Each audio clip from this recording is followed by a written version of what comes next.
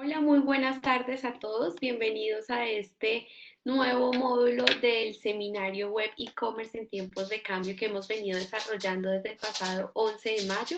Les agradecemos a todos su puntualidad y su participación, tanto para quienes nos acompañan a través del YouTube Live como quienes se conectan a través de esta sala.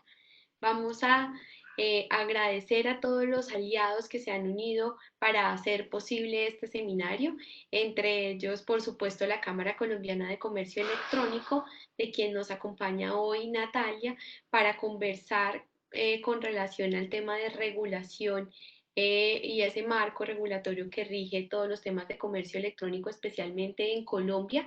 Para quienes de pronto nos acompañan de otros países, la invitación es validar en qué medida estos conceptos se mantienen o difieren en su respectivo país, pero ya sin más preámbulos le daré la palabra a Natalia Martínez, quien es la gerente de políticas públicas en la Cámara Colombiana de Comercio Electrónico. Entonces regálenme un segundito, hago acá el cambio.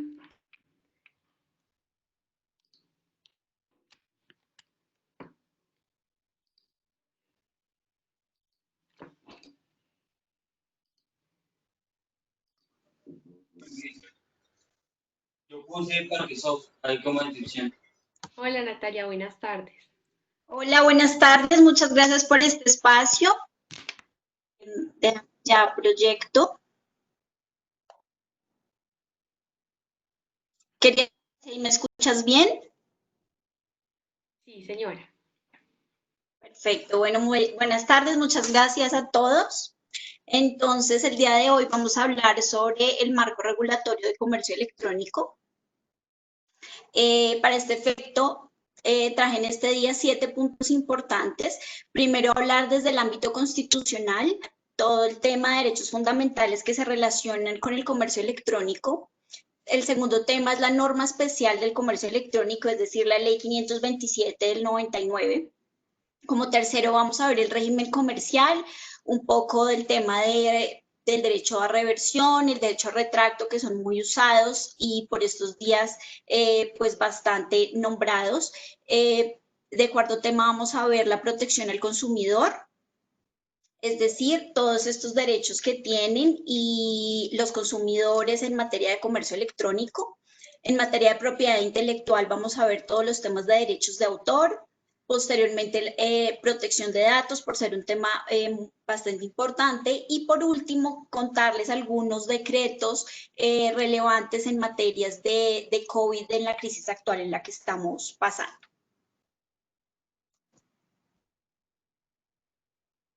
Entonces, primero, respecto al ámbito constitucional, es importante resaltar que desde el régimen económico de nuestra Constitución nos enmarca que la actividad económica es libre, es decir, toda iniciativa privada se puede realizar en principio sin necesidad de una autorización legal. Lo digo en principio porque hay ciertas habilitaciones que nos genera la ley, que pueden ser habilitaciones generales o habilitaciones especiales, ya les voy a dar un ejemplo sobre esto, pero lo importante aquí en mencionar es que cuando yo realizo comercio electrónico, esta es una actividad libre que yo puedo hacer sin necesidad de ninguna habilitación. Hay una habilitación general que nos trae la Corte Constitucional porque lo enmarca dentro de temas de servicios públicos y es la prestación de redes y servicios de telecomunicaciones, que la podemos ver en la ley 1341, donde nos habla de una habilitación general, donde se tiene que hacer una prestación a favor del Ministerio de Telecomunicaciones, pero en principio el comercio electrónico es una actividad libre y se puede hacer sin necesidad de ningún permiso adicional. Pero cuando hablamos de una libertad económica en materia libre, es importante ver 3 aspectos que han nombrado la Corte Constitucional, y es el iniciar la actividad económica, el tener acceso a mercado y crear una empresa, como también poderla dirigir libremente y dirigir su producción. Sumado al artículo 333, también les quise hacer referencia al artículo 15 del artículo 20, el artículo 15 referente al derecho a habeas data, protección de datos personales, que lo vamos a ver más adelante detallado, y el artículo 20, por supuesto, temas de libertad de expresión en Internet. Como siguiente tema, vamos a ver la norma especial del comercio electrónico, es decir, la ley 527. A manera introductoria, me parece importante resaltarles que esta ley trae como modelo un antecedente importante, que es la Ley de Comercio Electrónico que elaboró la Comisión de Naciones Unidas para el Derecho Mercantil. Esta comisión realizó unas sugerencias a distintos países para que dentro de sus ordenamientos jurídicos pudieran definir unas leyes en materias de comercio electrónico y en materias de mensajes de datos. ¿Para qué? Porque lo veía como un instrumento útil en materia de relaciones jurídicas. No obstante, en el 99 encontrábamos también que en Colombia se presentaba gran incertidumbre acerca de la validez jurídica de la información que se trataba mediante mensajes de datos. Entonces, lo que viene a traernos esta ley son dos aspectos bastante importantes. El primero es el que les traigo aquí, que es la equivalencia funcional. Yo muevo esto. El principio de equivalencia funcional, donde nos trae un reconocimiento jurídico y probatorio de los mensajes de datos, es decir, la Corte Constitucional lo han marcado como el mensaje de datos que debe recibir el mismo tratamiento de los documentos consignados en papel y debe darse la misma eficacia jurídica por cuanto el mensaje de datos comporta los mismos criterios de un documento. Entonces, es importante considerar aquí que esos mensajes de datos que están viajando por Internet van a tener entonces el mismo reconocimiento jurídico y legal que como si estuviera en un documento en físico. Como segundo elemento importante también traemos la definición de comercio electrónico. La ley 527 nos trae una definición y nos enuncia algunas actividades que se pueden considerar como comercio electrónico. No obstante, también encontramos en otros compendios normativos la definición de comercio electrónico, como por ejemplo en el Estatuto del Consumidor. Pero lo que nos dice la ley 527 es que está referida a toda relación de índole comercial, sea o no contractual, estructurada a partir de la utilización de uno o más mensajes de datos de cualquier medio similar. Y nos enuncia, por ejemplo, se considera como comercio electrónico todo el intercambio de bienes y servicios o también operaciones financieras.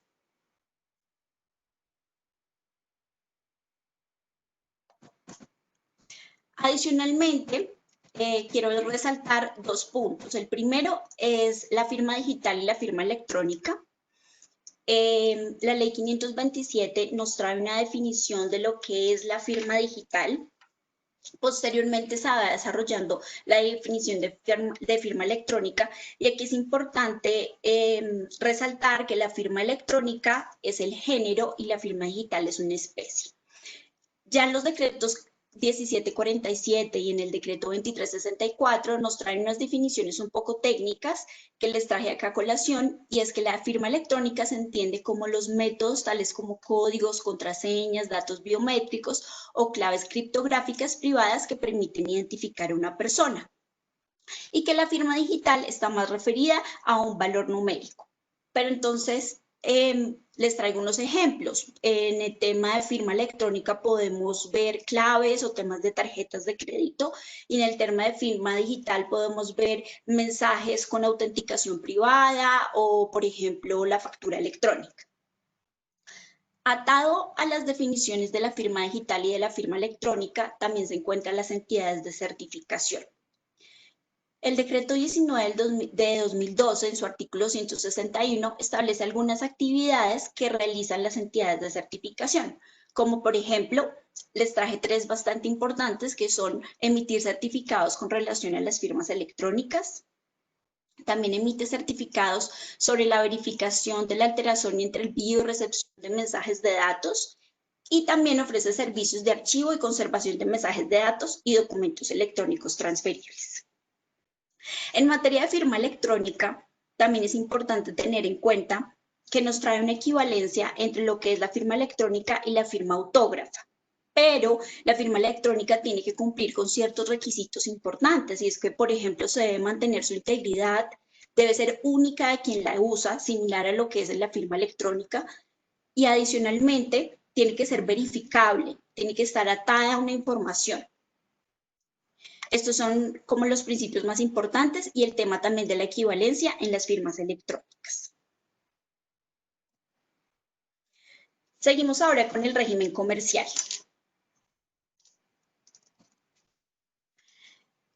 materia de régimen comercial, a manera también de introducción, es importante nombrar el artículo 14 y el artículo 15 de la Ley 527 que les acabo de hablar, de Ley de Comercio Electrónico, porque estos artículos nos establecen que toda manifestación y toda declaración de voluntad que se realice por mensajes de datos, por medios electrónicos, también tiene plenos efectos jurídicos y fuerza obligatoria.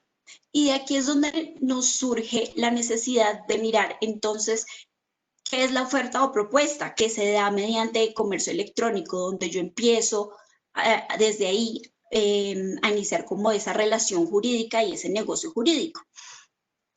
La definición es que es el proyecto de negocio jurídico que una persona le formula a otra. Es una definición que traemos del artículo 845 del Código de Comercio y que requiere también el cumplimiento de varios elementos esenciales del negocio. Es decir, si yo voy a emitir una oferta o propuesta por comercio electrónico, tengo que describir muy bien el bien o servicio que yo voy a dar, indicar cuál es el precio, cuál va a ser la forma de pago, cómo podría también ser esa forma de pago, una pasarela, etc. Estos son temas importantes. Adicionalmente, es que la oferta o propuesta es de carácter obligatorio. Es decir, si yo voy a ofrecer un bien o servicio, tengo que cumplir con la oferta que estoy dando por internet. Pero así como yo tengo que cumplir con esa oferta de valor, también recibo de este cliente o de este consumidor una aceptación que puede ser expresa o puede ser tácita, es decir, tácita que me lleva a cualquier actividad que está realizando ese consumidor, que me lleva a pensar que efectivamente fue aceptada. Y en este caso, cuando ya tenemos una oferta y una aceptación, es donde creamos un consentimiento y nos nace ese negocio jurídico por Internet. Un negocio jurídico donde las dos partes se obligan, una a entregar el bien o servicio y la otra a realizar un pago. Entonces, este es el punto pues, más importante en el tema de comercio. Por ahí vamos a empezar y ahora vamos a hablar sobre el tema del registro mercantil. Respecto al tema del registro mercantil, el artículo 91 de la Ley 633 nos enmarca una obligación importante y es que todo sitio en Internet tiene que realizar un registro. En este punto vale la pena resaltar que la Corte Constitucional lo declaró condicionalmente exequible y realizó algunas consideraciones importantes, y es cuándo tengo yo que registrar entonces mi sitio web. Yo lo tengo que hacer porque detrás de este sitio web estoy haciendo una actividad comercial. Si detrás no hay una actividad comercial, en principio no se tendría que realizar un registro. A esto, por ejemplo, la Superintendencia de Industria y Comercio tiene varios conceptos y nos trae el ejemplo de un hospital. En el caso de que un hospital tenga una página web y detrás no haya una actividad económica, no haya una actividad comercial, sino simplemente es un sitio de manera informativa, no tendría que hacer un registro mercantil. Esto es importante dejar la diferencia.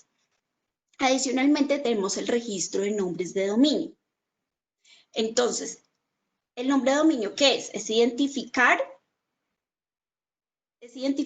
en un sitio en Internet, ¿sí? Como un número telefónico, por ejemplo. Tenemos el .com que es comercial, el .co que es Colombia, el .com.co que también es comercial Colombia. Aquí es importante resaltar que se deben hacer estos registros para que otro no lo haga primero que usted, porque recuerde que no pueden haber dos registros iguales. Adicionalmente, la vigencia es de 5 años aproximadamente y pueden ser renovables y se tienen que hacer ante entidades registradas autorizadas para realizar este registro de nombres de dominio. Bueno, el siguiente tema que les quiero comentar es sobre la protección al consumidor.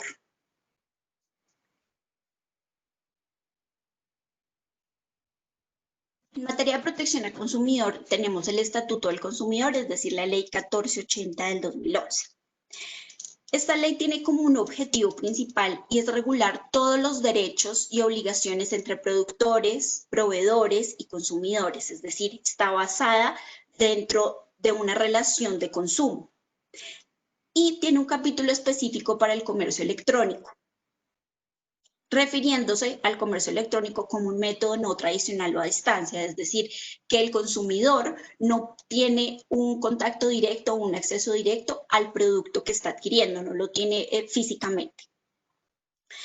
Dentro de esto es importante resaltar un tema de confianza que hay. Esta es una de las brechas que existe en el comercio electrónico, y es que todavía, a pesar de que en Colombia se usa bastante como un canal para compra y venta de bienes y servicios, hace falta poder demostrarle a los consumidores que pueden realizar cualquier tipo de compra utilizando pasarelas de pago sin que esto genere para ellos ningún tema de incertidumbre y que sea totalmente confiable, como un canal confiable para los consumidores. Para esto, la ley trae unos deberes y unos derechos al consumidor. Unos deberes que tiene que cumplir el comercio, por ejemplo, en materia de brindar toda la información clara respecto a su identidad. Es importante que el consumidor conozca ante qué establecimiento está comprando y quién es el que le está vendiendo.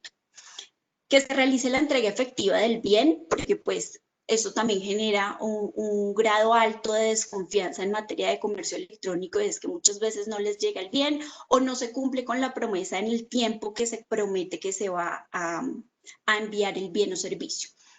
También se deben adoptar mecanismos que garanticen la protección de la información, como vamos a ver más adelante, todo el tema de protección de datos. Si dentro de mi sitio web o mi plataforma estoy recogiendo temas de datos personales, tengo que garantizar que estos cumplen con un tema de seguridad y confidencialidad.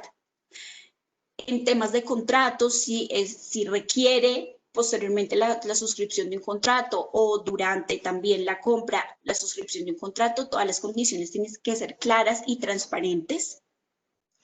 También se debe brindar la posibilidad de realizar reclamaciones, solicitar devoluciones, un chat o un correo electrónico para poder realizar PQRs, como también informar los gastos de entrega de transporte y las formas de pago. Estos son algunos deberes que les traigo. La ley trae otros deberes adicionales, pero a mi forma de ver estos son muy importantes para tenerlos, no olvidarlos. Además de esto, tenemos dos derechos que nos trae el Estatuto del Consumidor, y es el derecho de reversión y el derecho de retracto. El derecho de retracto está considerado como en ventas a distancia o métodos no tradicionales, el consumidor cuenta con el derecho de retracto en bienes que no deban consumirse o servicios que no hayan comenzado a ejecutarse antes de 5 días. Pero entonces, ¿qué es ese derecho de retracto? Es ese derecho que yo tengo como consumidor de arrepentirme de una compra, que nuevamente les resalto, es un derecho que trata de brindarle confianza al consumidor en temas de comercio electrónico y en temas de compras en línea. Y este también es un derecho que debe usarse por parte del consumidor de una manera adecuada. No se puede abusar del derecho, tiene que hacerse de buena fe, porque muchas veces se han visto casos que se puede presentar un abuso del derecho por parte del consumidor, y pues esto también tiene sus límites en el estatuto y tiene algunas sanciones para quien lo realice. Pero en principio, ¿qué pasa cuando yo ejerzo un derecho de retracto? Esto me genera dos efectos importantes jurídicamente. El primero es que yo termino ese contrato del que les hablé en materia de comercio al principio, ese contrato que nació de la oferta y de la aceptación, queda terminado en virtud del derecho de retracto. Entonces me tienen que devolver a mí el dinero en un plazo aproximadamente de 30 días y yo tengo que devolver el producto en caso de ya haberlo recibido. Es decir, el consumidor tiene que devolver el producto en caso de haberlo recibido. Pero también hay algunos casos en que el retracto no aplica, como por ejemplo servicios que ya se hayan empezado a consumir o por ejemplo bienes perecederos. También tenemos el derecho de reversión. El derecho de reversión de pago nos dice que en ventas a distancia, cuando se haya utilizado cualquier instrumento de pago electrónico, los participantes del proceso de pago deberán reversar los pagos que solicite el consumidor cuando sea objeto de fraude. Es decir, aquí ya la ley nos empieza a traer unos elementos taxativos bajo los cuales yo puedo ejercer la reversión. Y estos es cuando se presente fraude, cuando corresponda a una operación no solicitada, porque esto es con pagos de tarjeta, cuando el producto adquirido no lo haya recibido o cuando el producto entregado no corresponda a lo solicitado, o sea, defectuoso. En el caso de la reversión de pago, como les comento, esto aplica en temas de ventas a distancia, porque pues en temas en físico no podría yo alegar que no recibí el bien, sería más complejo, o que la compra no la realicé, principalmente para temas de compra y venta de bienes y servicios a distancia. Y tendría los mismos efectos que el retracto, es decir, ya la reversión, yo también deja de operar ese negocio jurídico que supuestamente había nacido.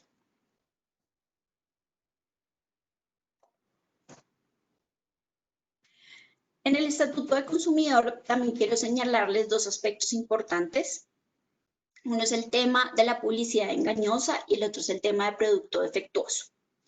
En materia de publicidad engañosa es importante anotar que toda propaganda, todo comercial, leyenda, cualquier presentación de un producto o cualquier presentación de un servicio tiene que ser clara, tiene que ser transparente, no puede inducir error al consumidor porque nos podríamos ver en curso de una publicidad engañosa. Pero entonces hay tres elementos importantes que también nos trae la ley. Es listo, ¿cómo puedo yo saber si hay una publicidad engañosa? Por ejemplo, usted no debe omitir información del producto que está vendiendo. Tiene que brindar la mayor cantidad posible de información al consumidor. Esta información tiene que ser clara y tiene que ser transparente.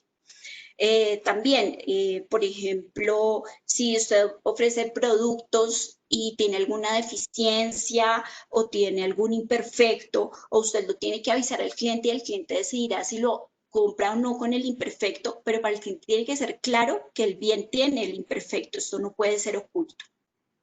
En materia de publicidad engañosa, entonces nos dice, es aquella cuyo mensaje no corresponda a la realidad o sea insuficiente, de manera que induzca o pueda inducir a error, engaño o confusión. Esto es en materia de publicidad engañosa. En materia de producto defectuoso, el Estatuto del Consumidor nos trae una responsabilidad solidaria en materia de producto defectuoso entre el productor y el proveedor, quienes tienen que responder solidariamente ante el consumidor en caso de que el producto no haya sido lo suficientemente seguro y le haya causado algún daño al consumidor. Entonces ellos tendrían la obligación de brindar una garantía y la obligación de responder por daños en caso de que esto pudiera presentarse.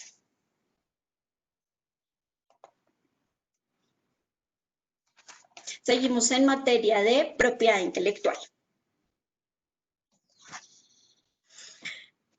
En materia de propiedad intelectual les traigo aquí algunas normas importantes para tener en cuenta, como la decisión andina 351 y la 486, y de normas que ustedes podrían consultar posteriormente, que son bastante importantes.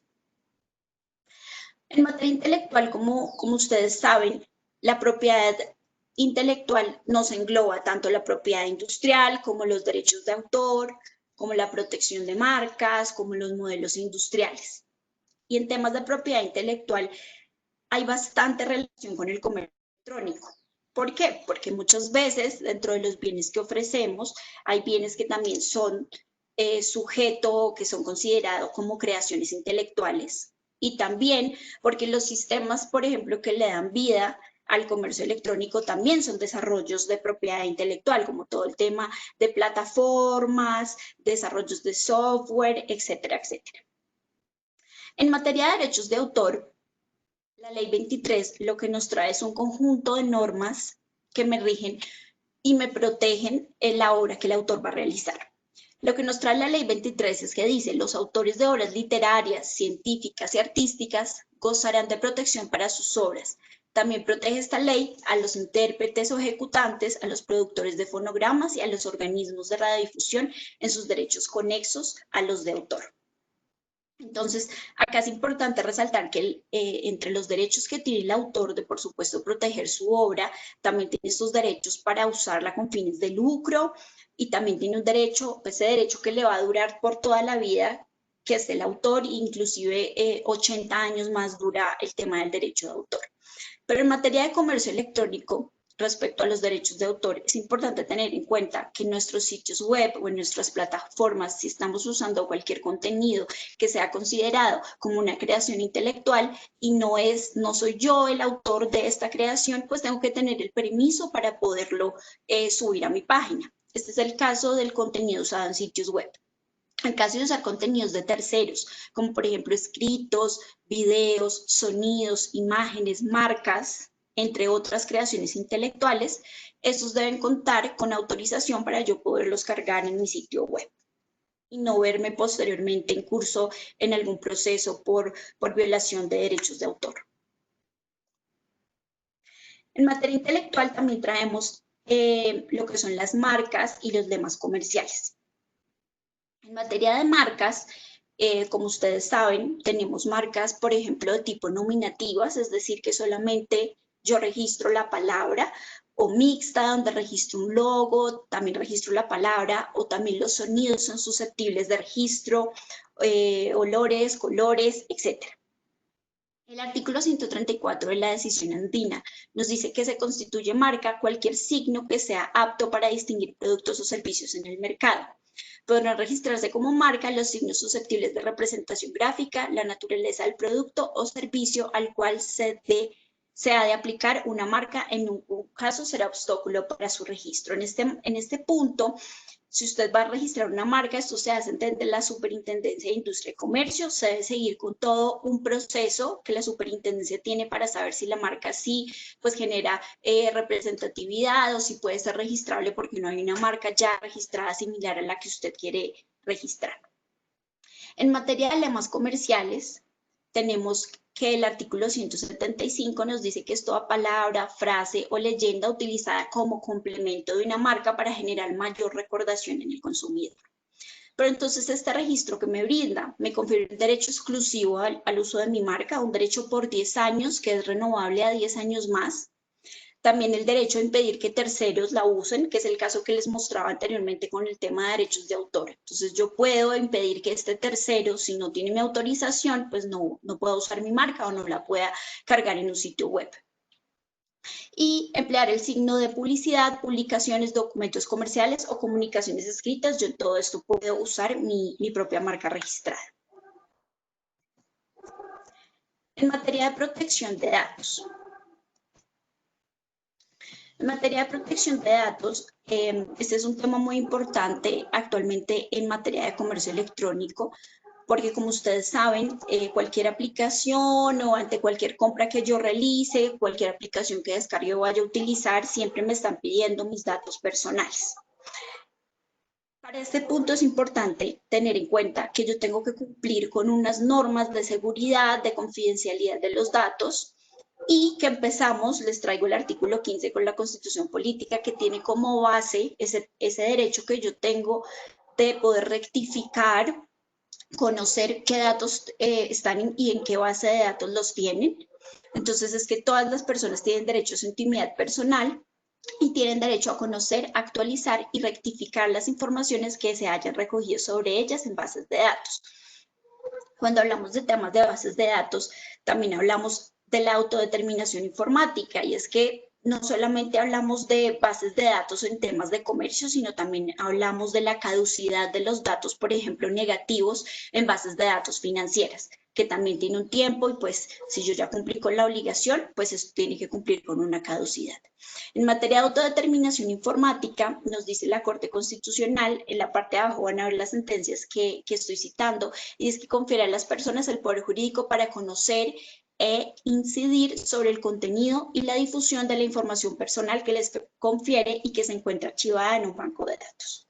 Entonces, es muy importante toda la información que estemos recogiendo de nuestros consumidores, de nuestros clientes, porque en estos momentos la información tiene un valor muy importante y es que yo puedo hacer una analítica de datos de esto, lo que también se llama Big Data, y puedo, gracias a los datos, conocer muy bien cuáles son los comportamientos que tienen mis clientes, lo que esto también me ayuda a definir qué otros modelos de negocio puedo entrar a desarrollar o también cuando puedo, por ejemplo, realizar una oferta en el mercado.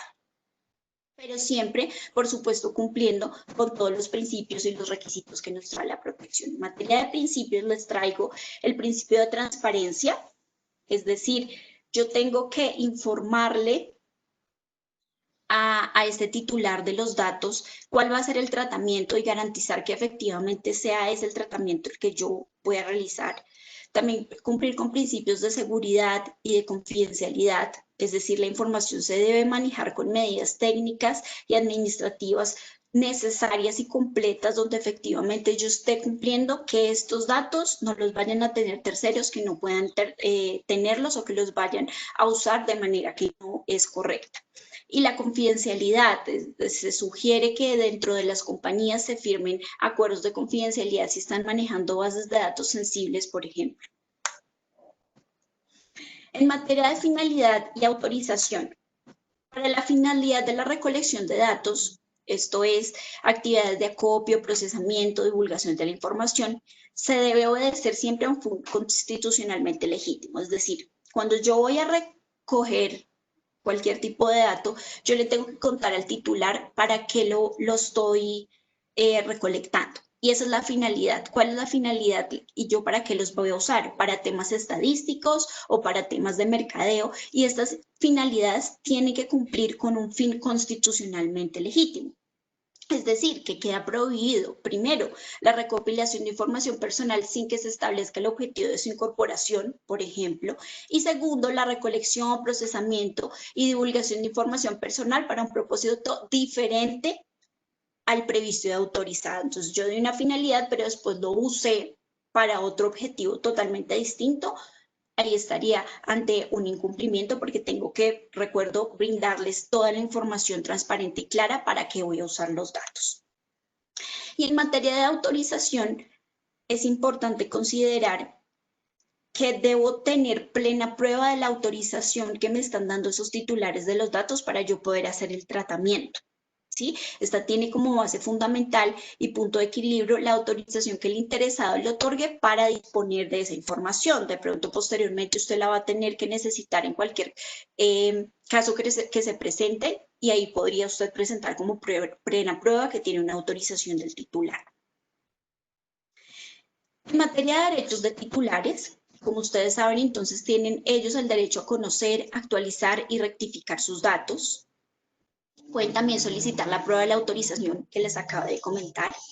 Pueden también presentar ante la Superintendencia de Industria y Comercio diferentes quejas por infracciones que ellos consideren y también pueden revocar la autorización que ellos han dado previamente.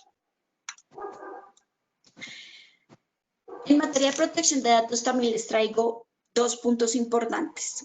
Uno es el aviso de privacidad y el otro son las políticas de tratamiento de información. Si yo tengo un sitio web o tengo una plataforma, si yo estoy recolectando datos, es importante que yo antes de recolectarlos, ponga un aviso, como se llama el aviso de privacidad, donde yo le esté informando dónde puede usted encontrar las políticas de tratamiento. Y entonces, ¿qué deben contener las políticas de tratamiento que debo yo cargar en mi página o en mi sitio web? Esta política se tiene que cargar en medio físico o electrónico, debe estar en un lenguaje claro y sencillo y debe cumplir con por lo menos la siguiente información. Tengo yo que nombrar cuál es mi razón social, identificarme nuevamente para que ese titular sepa a quién le está dando los datos. Tengo también que definir cuál es el tratamiento, lo que les hablaba del tema de la finalidad, cuál es el objetivo para que los estoy recolectando. Enunciarle al titular cuáles son sus derechos y también el procedimiento que tiene para temas de PQRs. Cómo yo podría contactarme con ese sitio web en caso de que quiera revocar mi autorización, por ejemplo, o en caso de que yo quiera o solicitar que eliminen mis bases de datos. Entonces es importante que el titular sepa a dónde debe dirigirse. Listo. Como último tema, tenemos la regulación relevante en materia de COVID-19. Entonces, como ustedes saben, el primer decreto que salió que declaró la emergencia sanitaria fue en el mes de marzo y posteriormente a esto han salido varios decretos reglamentarios que han buscado definir cómo vamos a operar en materia de la crisis sanitaria. El Ministerio TIC emitió dos decretos importantes, el 464 y posteriormente el 555, que la verdad pues los dos hablan casi de lo mismo, donde nos dicen que en el artículo primero que el servicio de telecomunicaciones y servicios se declara como un servicio público esencial, por supuesto, para la conectividad en todo el país. Y asimismo, en el artículo tercero nos señala que las empresas de comercio electrónico y operadores logísticos deben dar prioridad a los bienes de primera necesidad. Aquí es importante dar una prioridad y es que las plataformas o el comercio electrónico debe dar prioridad, pero no significa que no se puedan realizar operaciones de comercio electrónico. Y aquí es donde surgió la primera duda desde marzo, donde teníamos todos nuestros afiliados y también terceros, donde siempre nos preguntaban, ¿puedo yo seguir continuando con la venta de mis bienes y servicios por medio de comercio electrónico? Al final, la circular conjunta que saca MINTIC y MINCID el 11 de abril nos brinda esa claridad, donde nos dice sí, el comercio electrónico puede seguir funcionando, reitero, con la prioridad de bienes de primera necesidad y lo permite para mercancías de consumo ordinario. Por supuesto, esto bajo protocolos de bioseguridad bastante estrictos que le permitan tanto generar esa confianza al cliente que está comprando en temas de contagio, pero también pues para que las empresas protejan también a sus trabajadores. Entonces, bueno, esta era la presentación que les tenía. No sé si fui muy rápido, pero pues estoy aquí dispuesta a recibir todas las preguntas que ustedes tengan al respecto. Vale, muchas gracias Natalia. Sí, algunas de las personas nos comentaron que habían percibido que había sido un poco rápido. No sé si te incomodo mucho, si te pido el favor pronto prender la luz o algo, porque como estás en contraluz, también varios nos han comentado que no te pueden ver bien. Entonces aprovecho ahí para hacerte como la salvedad. Entonces vamos, Vale, porque si hay bastantes preguntas, entonces apenas te puedas reacomodar tranqui, te las voy haciendo. sí. Muchas gracias y qué pena molestarte, pero varios me habían notado que no te veían y que te escuchaban súper rápido. Entonces vamos con la primera pregunta que nos hacen y es con relación, que es muy común y es con relación a si todas las ventas a través de redes sociales o lo que se conoce ahora como social selling le aplica esta misma normatividad, qué cosas pueden eventualmente cambiar. Sí, es ¿por qué les traje tantos puntos? Es decir, miramos dentro de todo el marco regulatorio 8 puntos importantes, porque en realidad el comercio electrónico tiene todo, es un sector que está todo el tiempo dinámico, es un sector que todo el tiempo está cambiando, entonces todas las normas que les acabo de mencionar también son aplicables. Por supuesto que también están buscando la protección al consumidor, están buscando esa protección de datos en caso de que yo los recolecte. Entonces sí, son todas estas normas también aplicables. Listo, perfecto. Hay otra de las inquietudes también que nos plantean y es con relación al registro de marca versus compra del dominio versus registro de la empresa. Si es lo mismo, o sea, si yo tengo que crear con el mismo nombre que de pronto me registré en Cámara de Comercio, el mismo nombre para el dominio y el mismo nombre para los temas de registro de marca, ¿cómo funciona?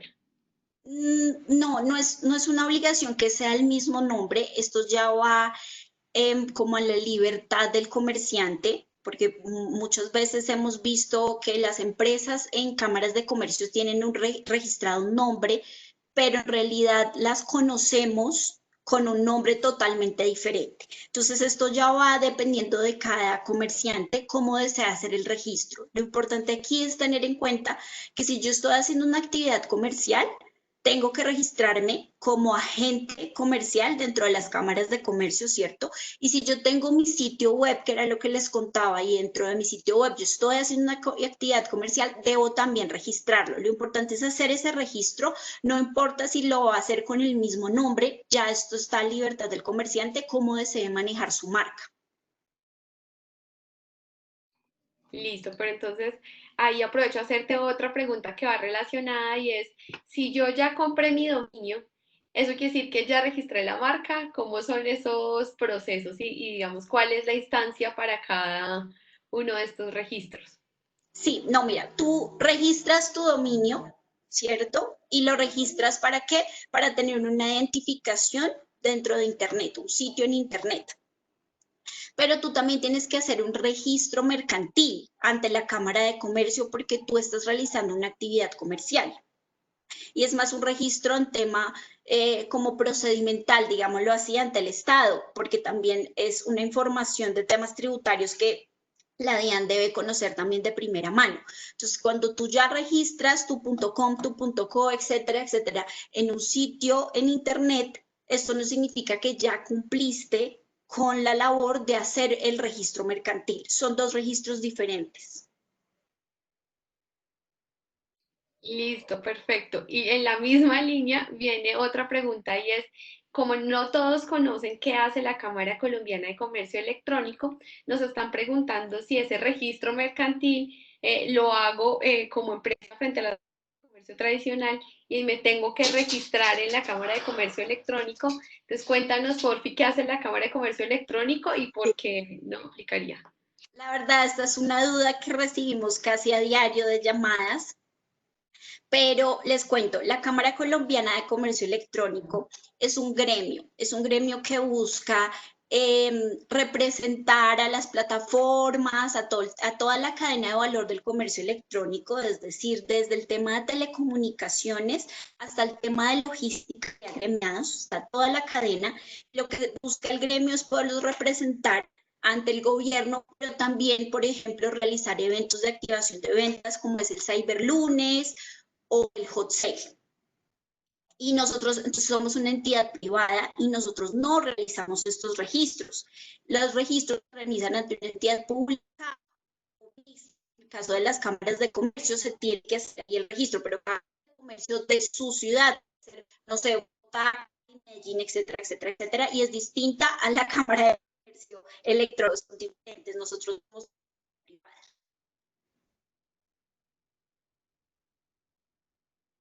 Listo, entonces para aclarar las preguntas que me han seguido, no se hace registro en la Cámara Colombiana de Comercio Electrónico. En caso que estén interesados, se pueden afiliar para participar en todas las actividades que dinamizan el sector de comercio electrónico en toda su cadena de valor, pero no es un registro. Los registros que se hacen son registro mercantil ante la respectiva Cámara de Comercio, que eso es por hacer una actividad comercial, y el otro registro es voluntario, que es una afiliación para ser activo en el ecosistema de comercio electrónico, ¿sí? Sí, ahí es también importante mencionarles que, pues no obstante seamos una entidad privada, yo les dejo mis datos, cualquier duda también que tengan posteriormente, pues a esta videoconferencia, las podremos ir resolviendo con el tiempo, no hay ningún problema.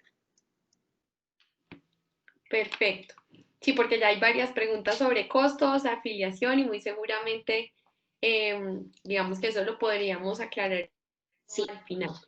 Por acá también nos preguntan muchos temas sobre sanciones. ¿Qué pasa si yo no hago mi registro de mercantil? ¿En qué infracción eventualmente puedo incurrir? Digamos que si no cuento con este registro, ¿qué podría pasar? Sí, este registro es importante y quiero aquí dar la claridad y es que no es que por hacer comercio electrónico o por tener un sitio web yo tenga que hacer un registro adicional y tenga una carga más. No, es el mismo registro que tiene que hacer cualquier agente que realice una actividad económica.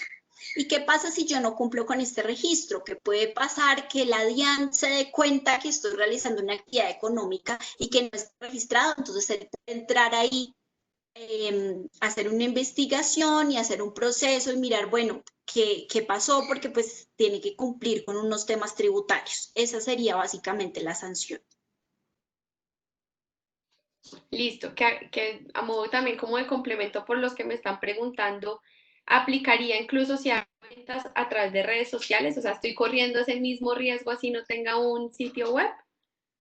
Sí, es recomendable que así yo las haga, porque igual estoy siendo un comerciante.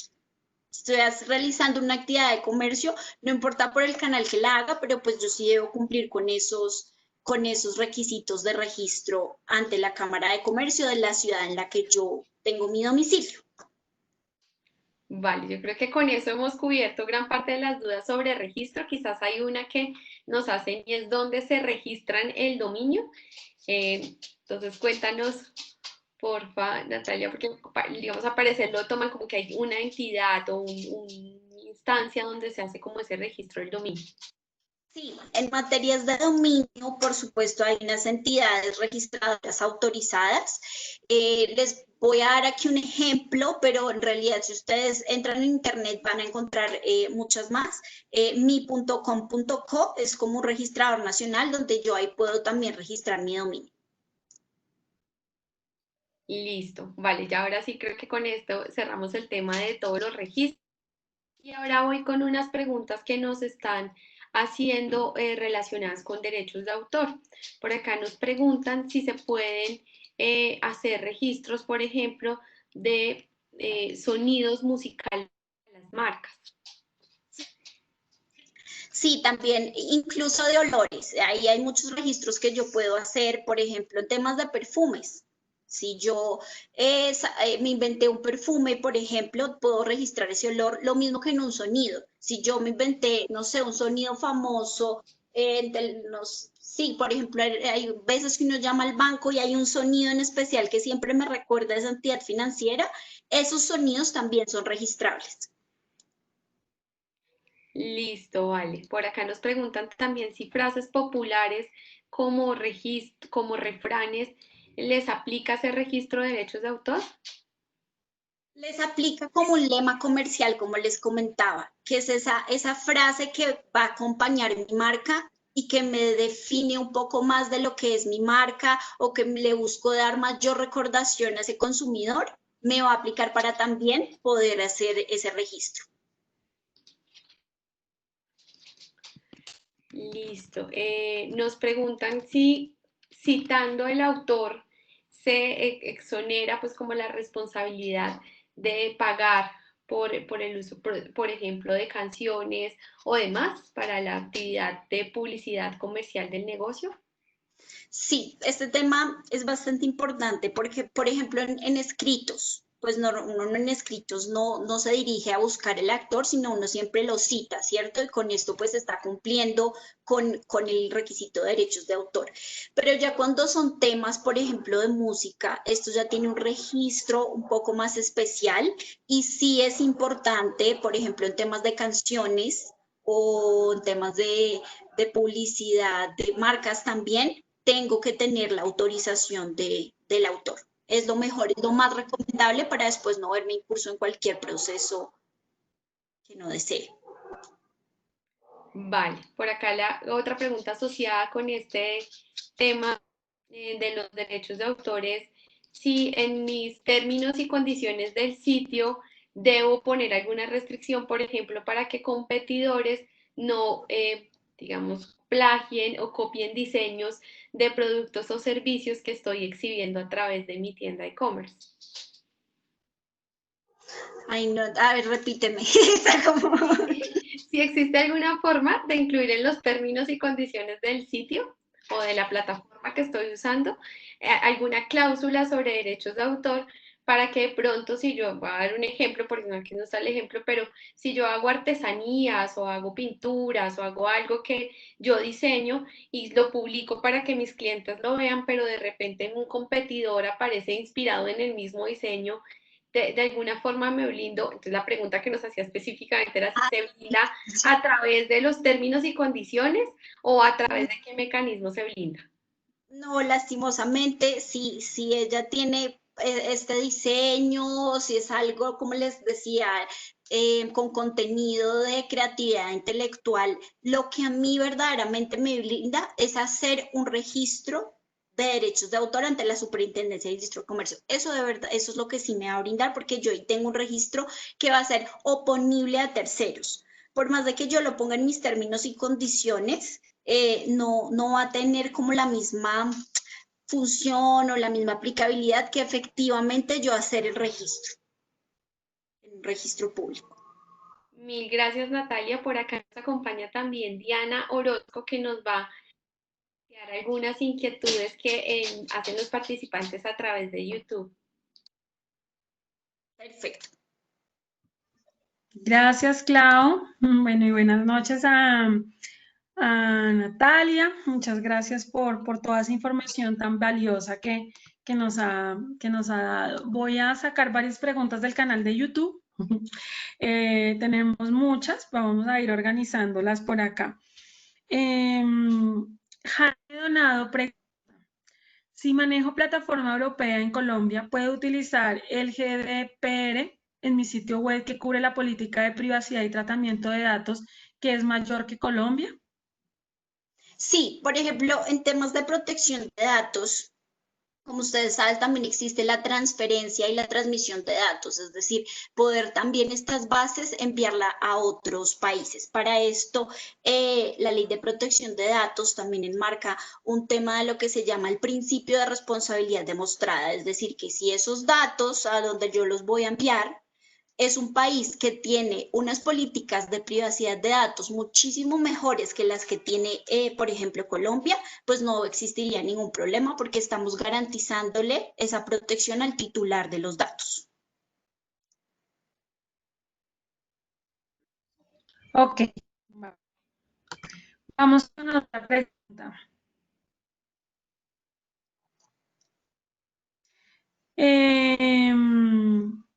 Dice Susana Tamayo, pregunta, ¿es un delito usar fotos sin pagar los derechos? Usar fotos, pues no es que lo podamos considerar como un delito como tal, pero puede pasar que el autor de esas fotos se dé cuenta que se publicaron sin su permiso y él pueda empezar a iniciar un proceso por violación a derechos de autor y entrarían pues ya como en un proceso donde cada una de las partes tiene derecho a presentar sus pruebas, ¿no? Pero no es que sea considerado inmediatamente así como delito, sino ella se podría pues ver incurso de que ese autor de esas fotos pueda iniciar un proceso en contra. Ok, Euclides Rafael pregunta, ¿cómo aplico la norma de protección de datos en el caso de las ventas por redes sociales o aplicaciones de mensajería como WhatsApp? ¿Debo guardar una aceptación? O sea, está como preguntando cuando son en estos casos, ¿cómo lo debe manejar?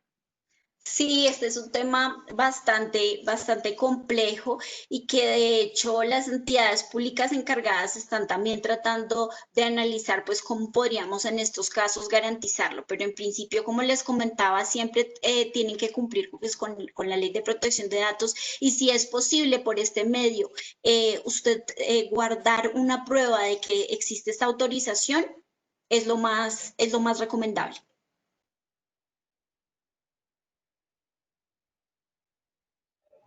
Ok, gracias. Acá había una pregunta de Estanterías Metálicas Medellín. Pregunta, tengo mi empresa con Cámara de Comercio, registro mercantil y nombre de dominio registrado. ¿Qué otro trámite hace falta?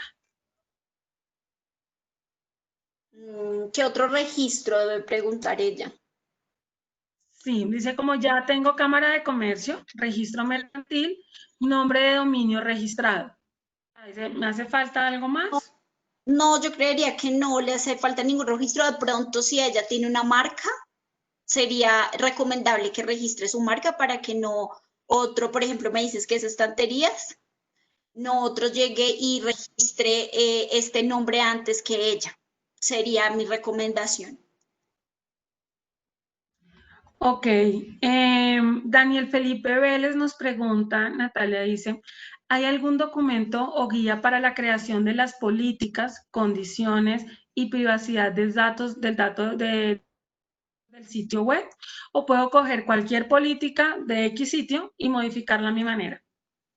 Pues lo recomendable es ceñirse a todos los requisitos que nos trae la ley. Entonces, dentro de la presentación van a ver que yo les cité los artículos y la ley. Lo que les recomendaría es que vayan a ese artículo donde nos dice qué es lo mínimo que tiene que tener y diligenciemos esos datos que serían lo mínimo que yo tengo que brindarle para proteger a ese titular de los datos. Sería irme como a ese artículo minuciosamente cuál sería cada uno de los elementos importantes.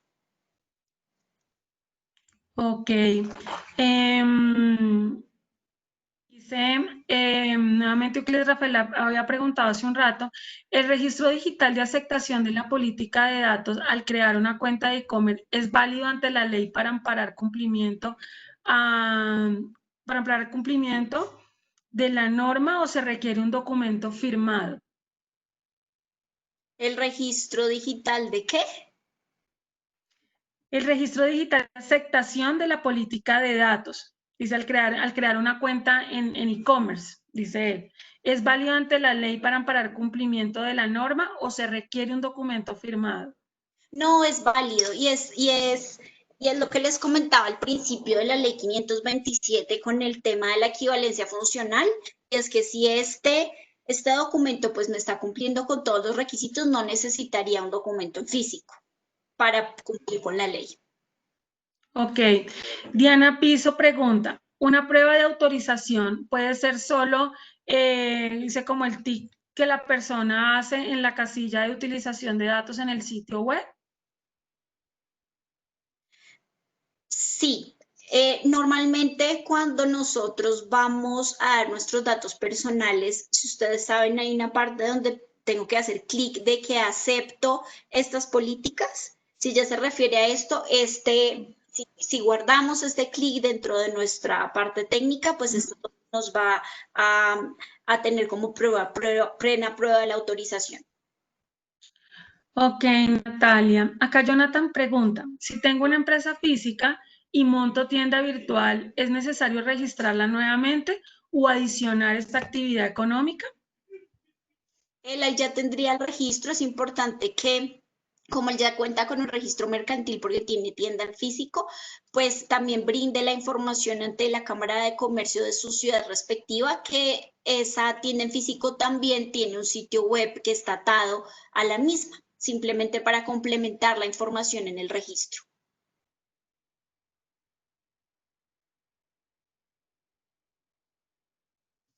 Vale, Natalia. Tengo otra pregunta por acá y dicen, Beatriz Eugenia Burgos Arango pregunta, ¿nos puede dar un ejemplo, un documento de ejemplo de cómo hacer el tratamiento de la información de datos o dónde pueden encontrar más información? Un documento de ejemplo.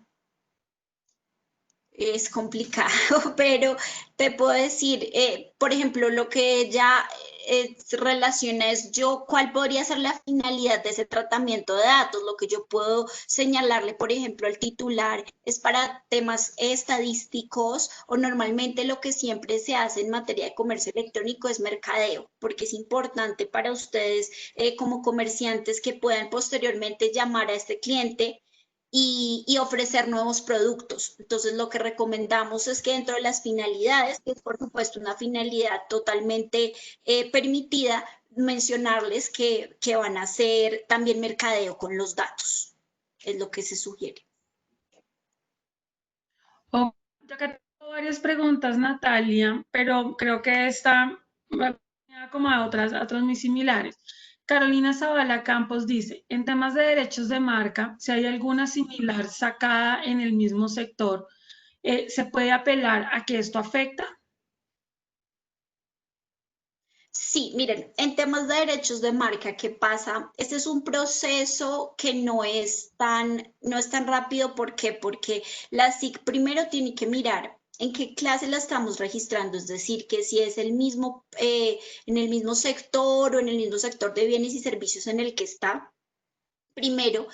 Y segundo, también porque dan un plazo en el cual terceros pueden presentarse a la oposición de un registro. Entonces, si yo veo que yo ya tengo mi marca registrada y van a registrar una marca similar que me puede afectar porque puede generar algún tema de incompatibilidad con la mía, yo puedo presentar ante la SIC una posición donde diga, por favor, no registre esta marca porque es muy similar a la mía y me podría llegar a afectar.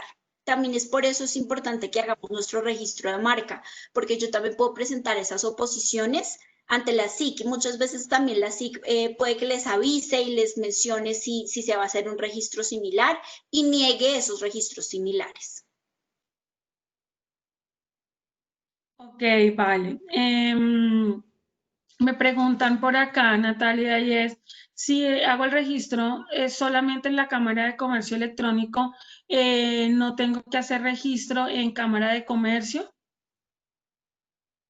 Esa va atada a la pregunta que me hicieron al principio y es que recordemos que la Cámara Colombiana de Comercio Electrónico es una entidad privada y nosotros no llevamos ningún registro. Si ya usted se registró ante la Cámara de Comercio de su ciudad, pues cumplió con el requisito del registro mercantil.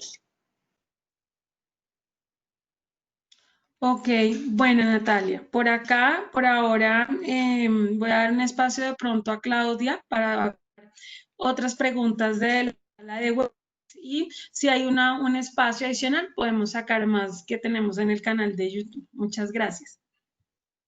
Vale.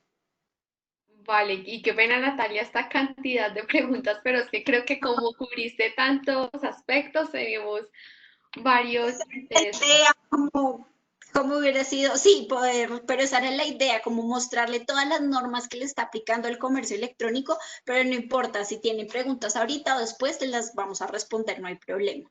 Muchas gracias. Entonces aprovecho esa disposición para comentarte otra pregunta que hay sobre un punto que no hemos abordado en preguntas y es con relación al uso de las firmas digitales. ¿Cómo se puede garantizar la duración de los permisos legales, de los principios legales a lo largo de los años, dado la obsolescencia de los medios tecnológicos? Bueno, para el tema de firmas digitales y firmas electrónicas, esto se superaría si yo tengo este certificado de una entidad certificadora para firmas digitales, porque pues yo ya tengo quien me certificó que efectivamente el que la firmó y que va atada como una información y el que la firmó es exactamente esa misma persona, entonces ahí no se vería durante el tiempo algún problema. Listo, muchas gracias.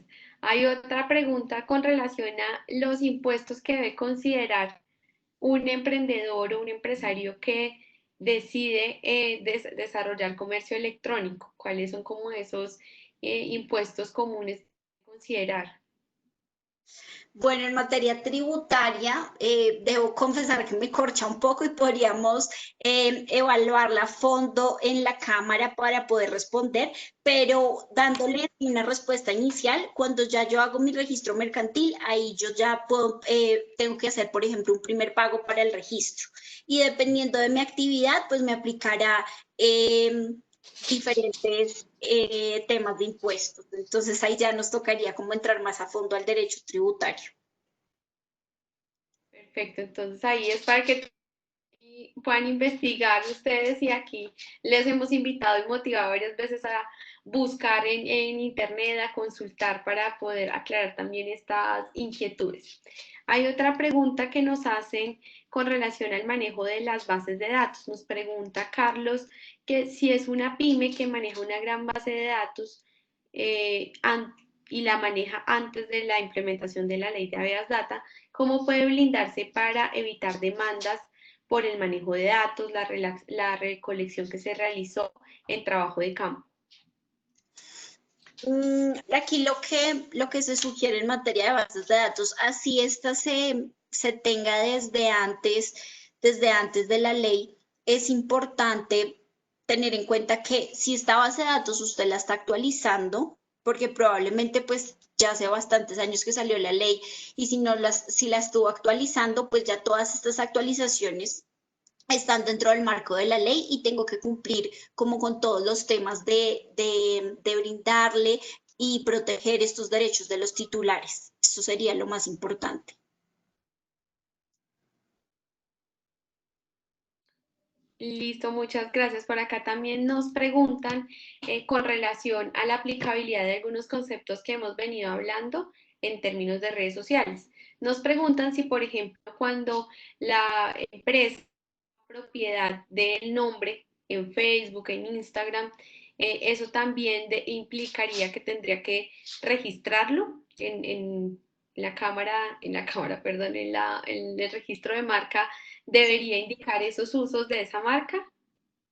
Sí, sería lo mejor, sería lo adecuado. Si, por ejemplo, yo estoy usando mi marca por cualquier tipo de plataforma y todavía no he registrado mi marca, pues les recomendamos que hagan el registro, no por tema, el registro de marca como tal, no por temas de tributarios, etcétera, sino el registro de marca va más para yo proteger este logo, estas palabras que me están identificando mis productos, ese por el lado de marca. Y por el lado del registro mercantil también es importante porque, como les comenté, pues esto tiene diferentes implicaciones tributarias ante la DIAN.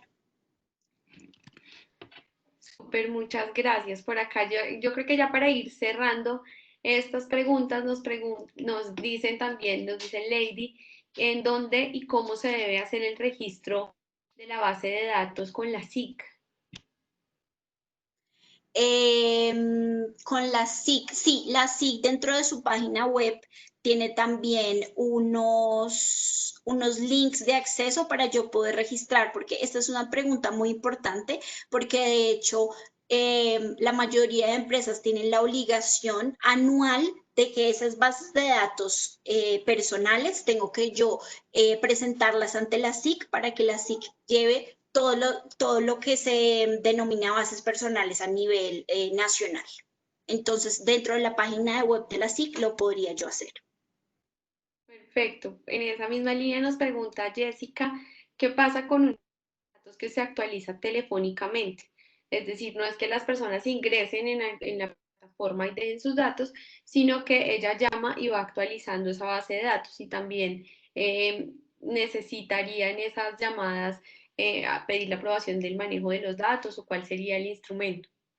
Sí, sería la verdad una buena práctica y es recomendable. No sé si a ustedes ya les ha pasado, pero muchas veces que uno llama también por temas de teléfonos, a usted le preguntan, ¿usted está de acuerdo con que manejemos sus datos?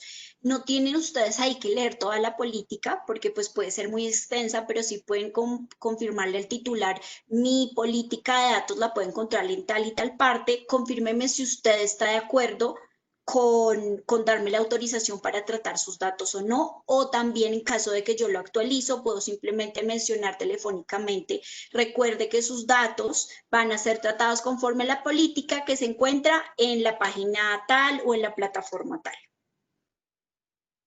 Perfecto. Por acá hay otra pregunta que nos hace Rafael, nuevamente volviéndonos a temas de dominios, pero es distinta a las que hemos evacuado antes. Y esta es, si yo ya hice un registro de un dominio, pero no lo renové y el portal registrador subasta ese nombre y ya pues con eso lo pierdo, ¿se puede reclamar de alguna forma? ¿Eso corresponde a la normatividad y es normal?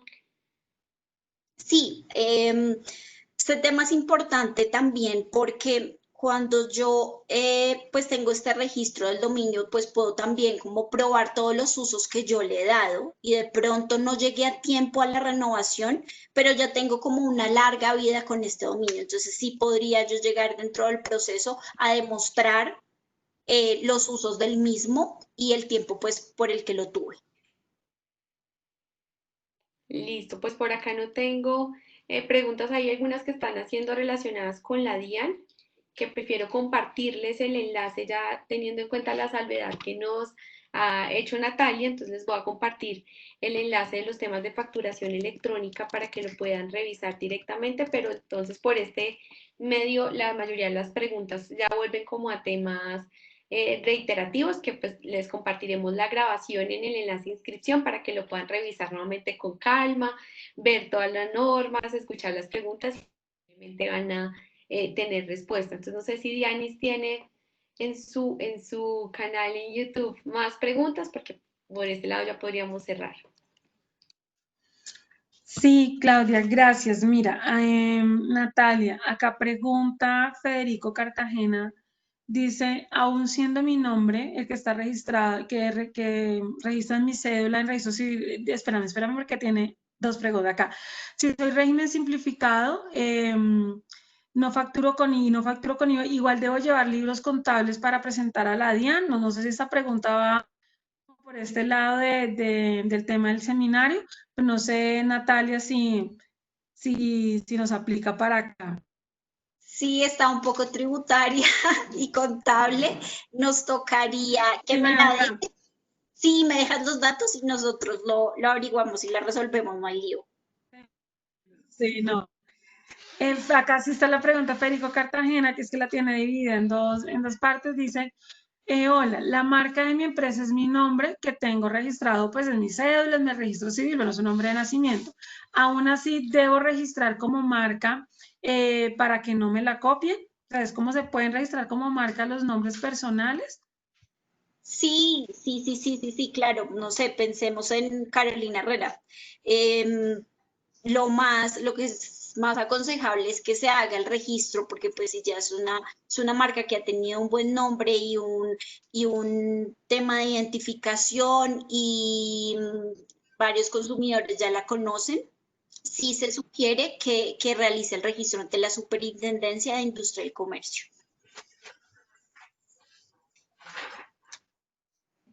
Acá Pelícanos ONG pregunta, ¿puede registrar la marca por internet? ¿Todo el proceso se puede realizar vía internet?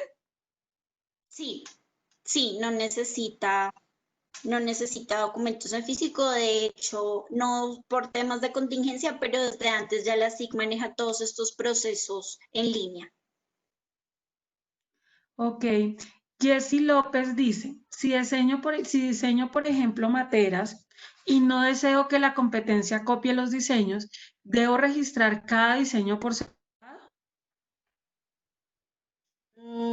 Complicado, pero pues sí debería, si él no quiere que efectivamente otras personas tomen este diseño y es de verdad innovador, sería lo más aconsejable para que otros no copien su diseño.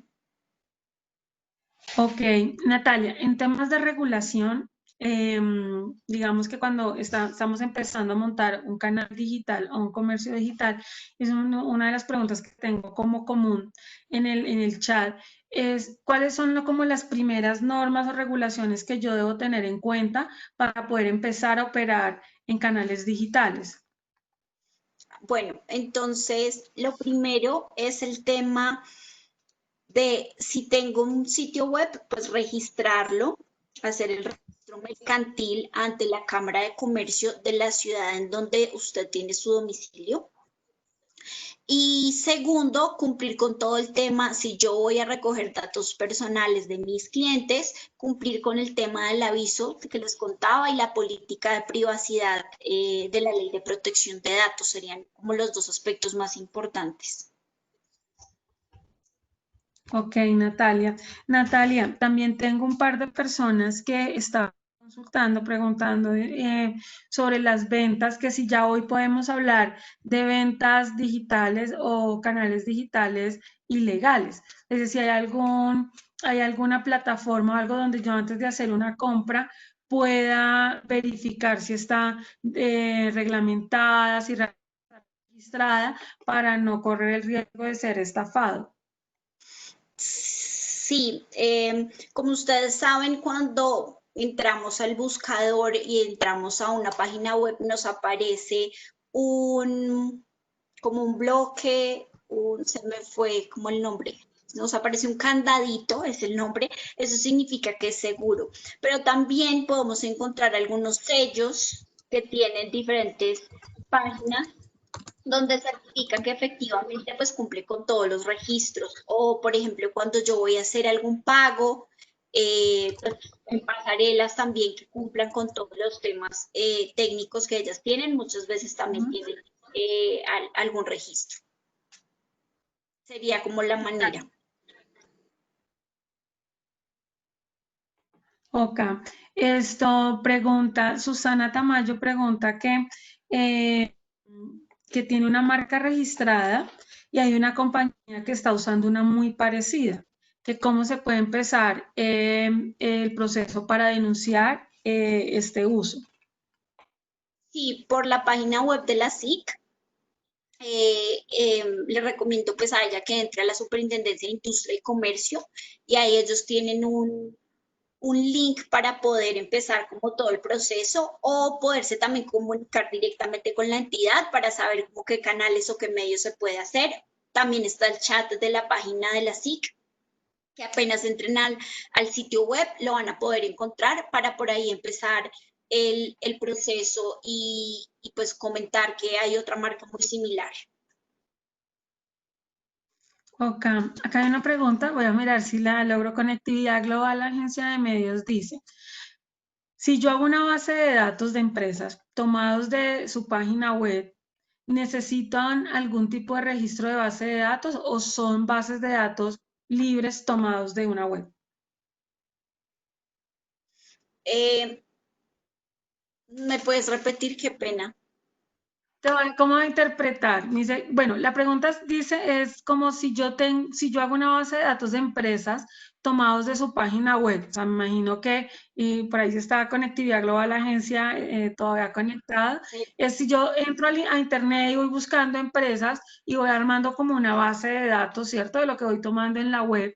La pregunta es, ¿necesito algún tipo de registro de de esa base de datos o son bases de datos libres por ser tomados de una página de internet? No, sería ya una base de datos libres porque le está tomando, sí, pues datos públicos que está encontrando por internet, que diferentes empresas los están dejando ahí como para que terceros entren y comuniquen, entonces en este caso pues no aplicaría. Ok, tengo un tema, una pregunta sobre el tema de comercio electrónico transfronterizo y es que ¿qué tanto cambian las regulaciones cuando se habla de comercio electrónico transfronterizo, como de un país a otro? Bueno, en materia de, pues esta es un poco amplia la pregunta, pero en temas de comercio electrónico transfronterizo es importante tener en cuenta todo el régimen aduanero. Entonces, ¿cómo yo puedo entonces exportar un producto que tengo y hacia qué país y qué es lo que me aplica ahí dependiendo del producto? Tiene una normativa o tiene que cumplir con unos requisitos distintos, pues es diferente si yo voy a exportar, no sé, zapatos, a exportar un medicamento.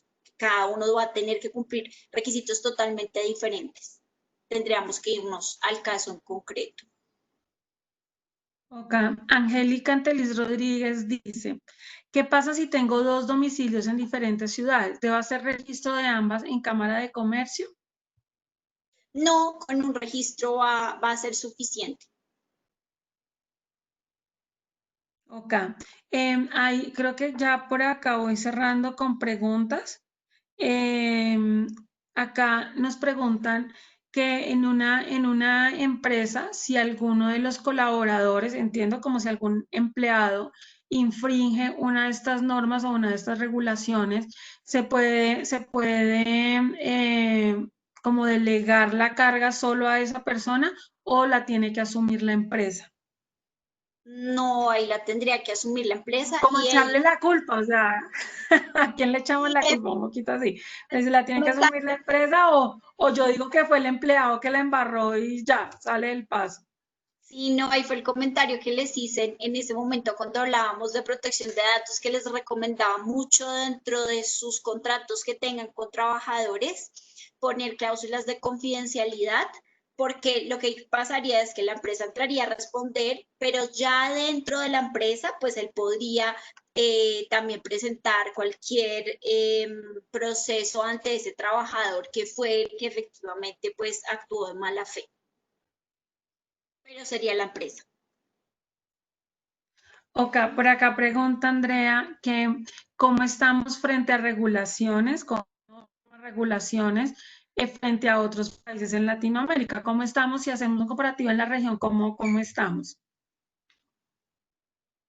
En regulaciones de protección de datos, dice ella. De datos, sí. Sí, no sé específicamente, pero sí te puedo decir que en Colombia la ley de protección de datos es una ley bastante robusta y cumple con muchas de las características que en otros países no se tienen a nivel en Latinoamérica, entonces podríamos considerar que de verdad es una ley bastante buena, por decirlo así.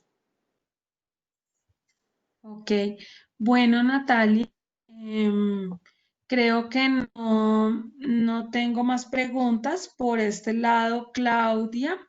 No sé si cerraríamos con un poco de recomendaciones para los que están arrancando en temas de comercio electrónico. Natalia, ¿tú qué recomendaciones hace para esos empresarios, emprendedores que apenas están arrancando, están dando sus primeros pinitos en temas de comercio electrónico?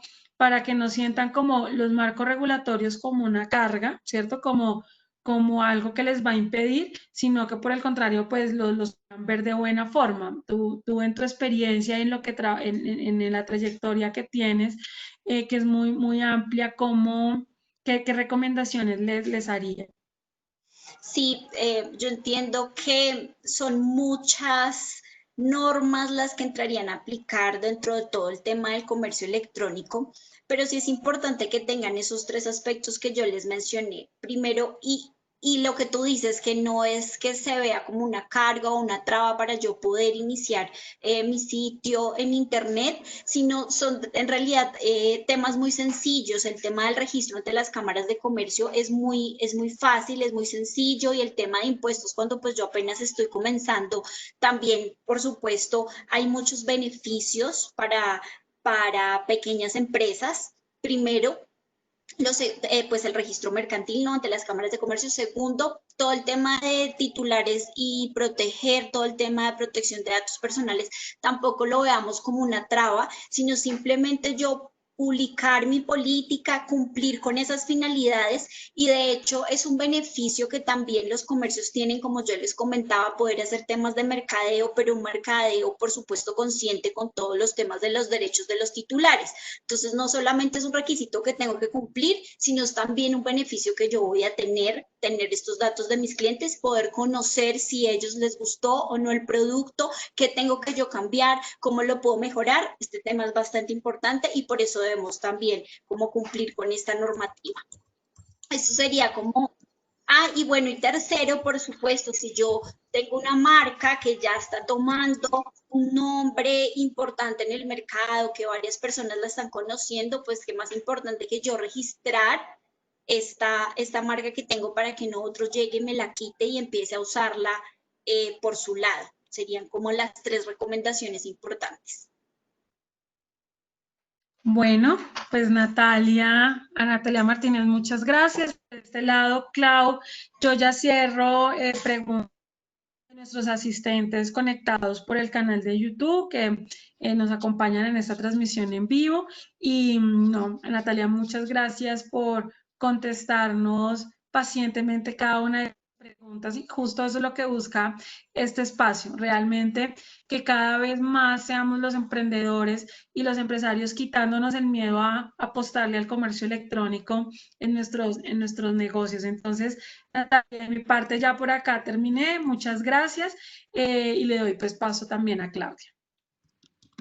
Todavía nos falta una única pregunta, Natalia. Agradecemos a todas las personas que nos preguntaron, y si de pronto percibieron que alguna de sus preguntas no fue leída, les ofrecemos disculpas. Hicimos como el esfuerzo por cubrir todas o los temas de los que había más recurrencia.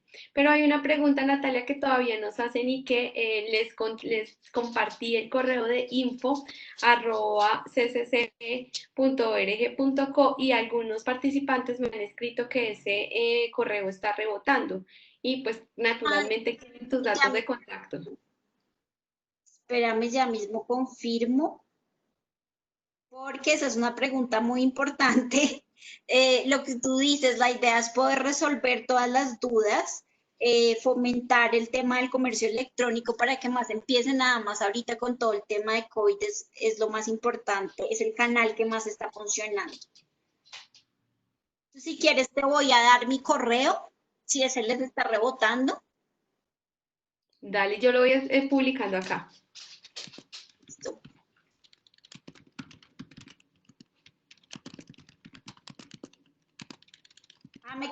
Te confirmo, el de info es info@cc, solamente cce.org.co. Sí, creo que ese es el que estaba rebotando, pero igual ya pues lo estoy reescribiendo por si de pronto había habido algún error de digitación previo.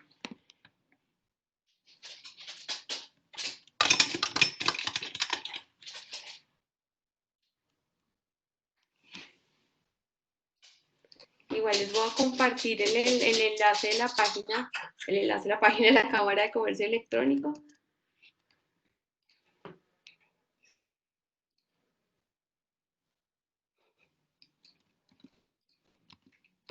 Y pues con esto daríamos por finalizada nuestra sesión de hoy. Muchísimas gracias a todos por participar y a Natalia por su tiempo y por su conocimiento compartido. Gracias a todos. Cualquier cosa también, pues para que entren en nuestro sitio web o a ese correo, o también en nuestro sitio web van a encontrar mayor información para comunicarse con nosotros. Si les quedan más dudas, pues estamos ahí para resolverlas y muchas gracias por este espacio. Con mucho gusto. Feliz noche. Que estés bien, hasta luego.